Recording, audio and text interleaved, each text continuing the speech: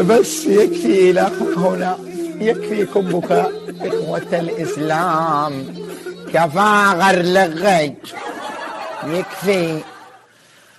سأحكي لكم قصة زيدي عندما كان يمشي في شارع فرأى بيتا فطرأت في رأسه ونمارق مريت جنب أبواب البيت، بتلكانو دكانو أبوابه دقيت ما في حد في البيت، رجع دخل له المهم فكان دخل إلى هذا البيت يبحث عن زاد، عن أي شيء يرمق سطره الباهت اللذيذ.